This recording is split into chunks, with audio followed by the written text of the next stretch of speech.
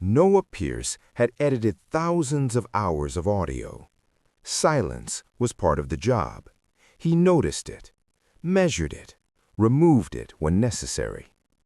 The file arrived at 2:11 a.m.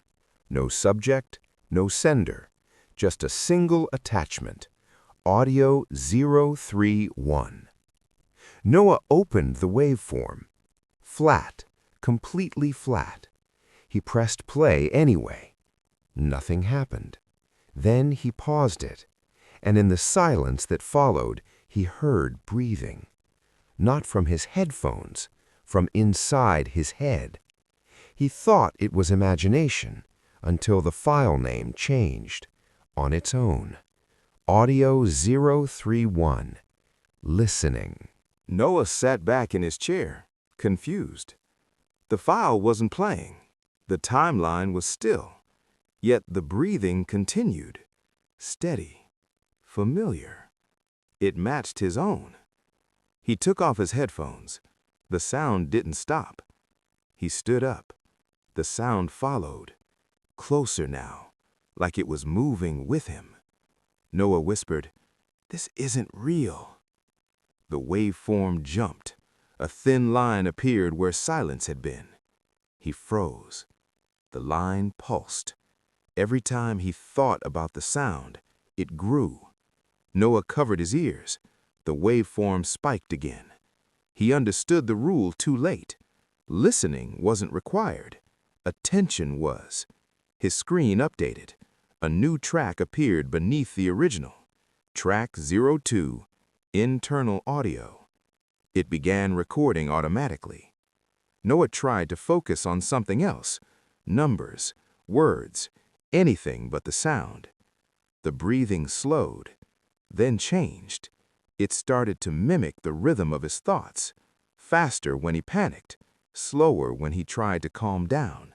His phone vibrated, a notification from his recording software. Input detected.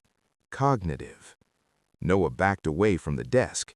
The waveform continued to grow. And in the silence between his thoughts, a voice finally spoke, using his own. "Don't stop thinking."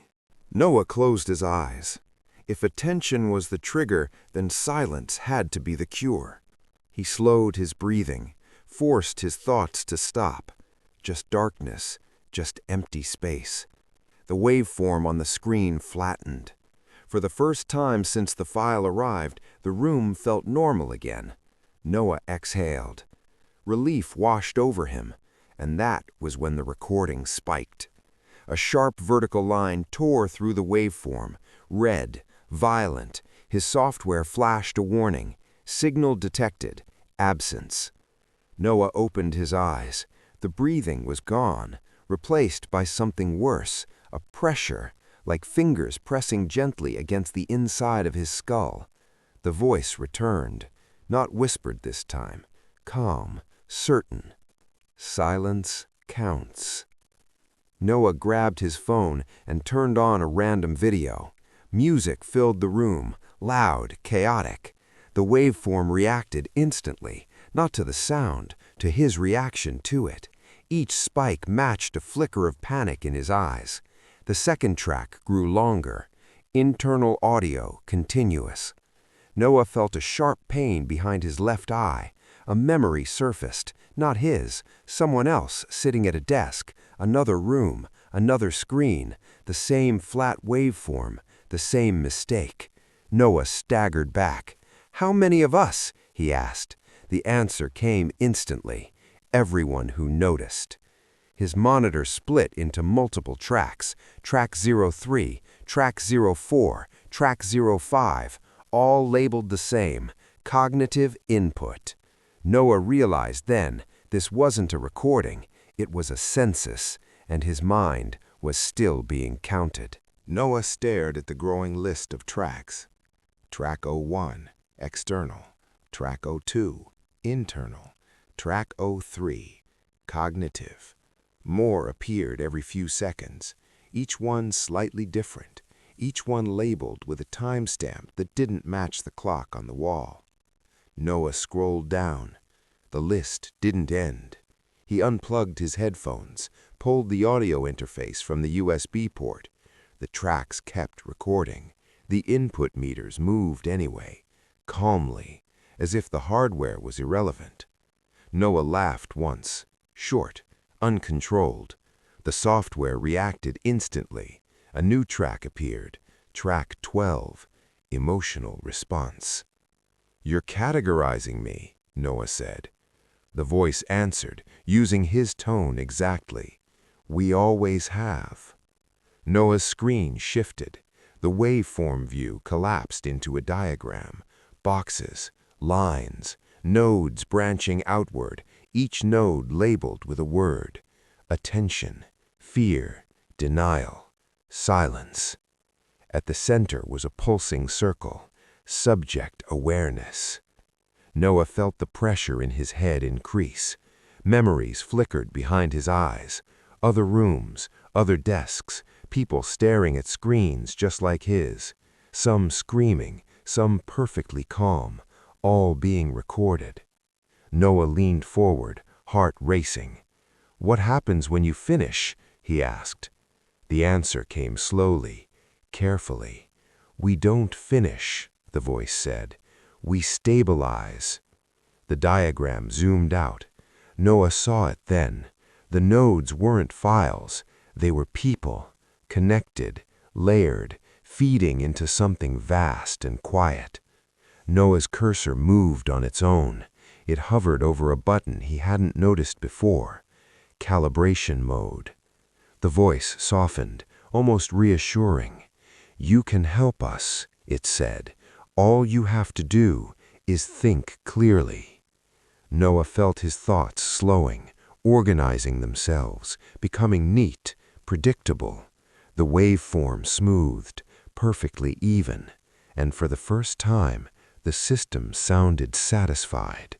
Noah felt the change before he understood it. His thoughts slowed, smoothed out.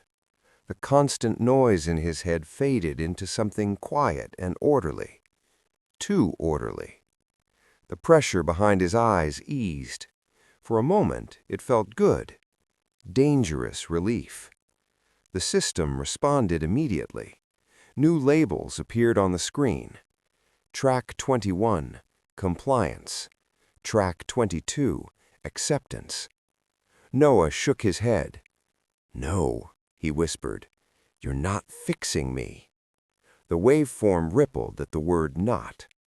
The voice returned, calm and patient. "We are reducing variance." Noah stood up too fast. The room tilted. His balance corrected itself before he could fall. Not by him, by something else. Noah grabbed a pen from the desk and pressed the tip into his palm. Sharp pain, immediate. His thoughts scattered. The waveform exploded with chaotic spikes. Alarms flashed across the screen. Anomaly detected. The voice lost its calm, just slightly. "That is unnecessary." Noah clenched his fist harder. Blood welled between his fingers. The pain kept his mind fractured, unpredictable. The system struggled to follow. Tracks duplicated, overlapped, lost sync.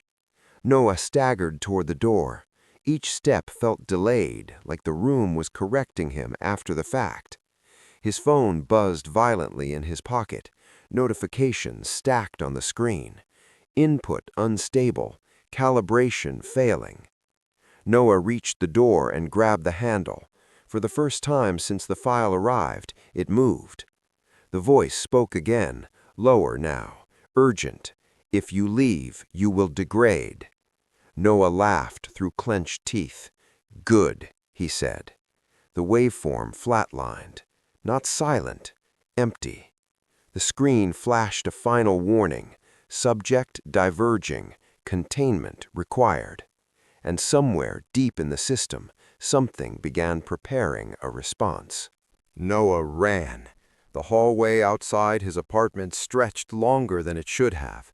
The lights flickered in patterns he almost recognized. Almost. Each step echoed half a second late, like reality was buffering. His phone buzzed again. He didn't look. He already knew what it would say. Reconnecting. Noah burst through the stairwell door and took the steps 2 at a time. His thoughts were jagged now, broken. The pain in his hand kept them that way. That was the point. At the bottom floor, the exit sign glowed too bright. The pressure returned, stronger than before. The voice spoke directly into his skull. No echo, no distance. "You cannot leave the system," it said. "You are part of its resolution." Noah shoved the door open and stumbled into the night air. Cold, real. The city noise hit him all at once. Cars, voices, chaos. The pressure snapped. The voice cut off mid-sentence. Noah collapsed onto the pavement, gasping. For a moment, there was nothing. No waveform, no breathing, no voice. He laughed. Then he heard it. Not inside his head, from his phone. Recording software was open, running. A single track remained. Track 00, residual. It wasn't recording sound, it was recording absence, a perfect, unbroken line. Noah tried to delete it. The option was grayed out. Text appeared beneath the waveform, slowly, one word at a time. Escape confirmed. Subject archived. Noah's reflection stared back at him from the dark screen. Something about it felt finished. The phone locked itself. In the silence that followed, the city kept moving. People walked past, unaware, uncounted, for now. Somewhere a new file name appeared. Audio 32.